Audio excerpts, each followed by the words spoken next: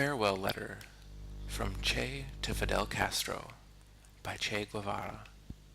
Fidel, at this moment I remember many things. When I met you in Maria Antonia's house. When you proposed, I come along. All the tensions involved in the preparations. One day they came by and asked who should be notified in case of death, and the real possibility of it struck us all. Later we knew it was true that in a revolution one wins or dies, if it is a real one. Many comrades fell along the way to victory.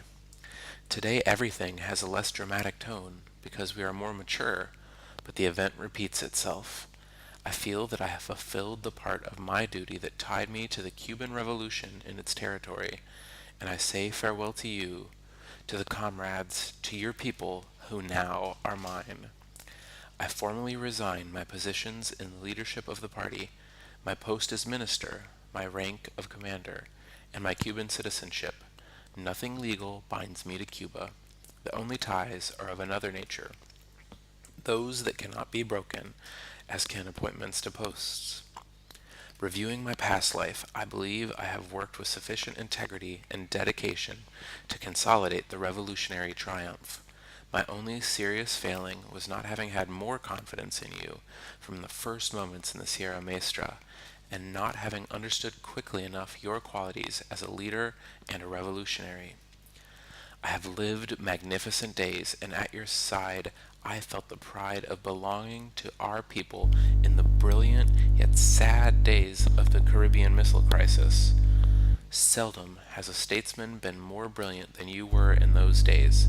I am also proud of having followed you without hesitation, of having identified with your way of thinking, and of seeing and appraising dangers and principles. Other nations of the world summon my modest efforts of assistance. I can do that which is denied you due to your responsibilities as the head of Cuba, and the time has come for us to part. You should know that I do this with a mixture of joy and sorrow. I leave here the purest of my hopes as a builder and the dearest of those I hold dear, and I leave a people who received me as a son. That wounds a part of my spirit. I carry to new battlefronts the faith that you taught me, the revolutionary spirit of my people, the feeling of fulfilling the most sacred duties, to fight against imperialism wherever it may be. This is a source of strength, and more than heals the deepest of wounds. I state once more that I free Cuba from all responsibility, except that which stems from its example. If my final hour finds me under other skies, my last thought will be of this people and especially of you. I am grateful for your teaching and your example, to which I shall try to be faithful to the final consequences of my acts. I have always been identified with the foreign policy of our revolution, and I continue to be.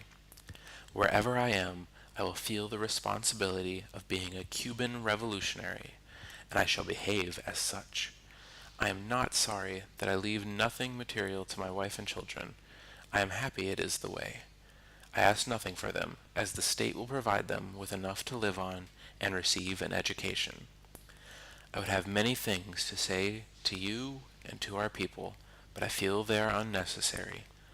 Words cannot express what I would like them to, and there is no point in scribbling pages. Farewell.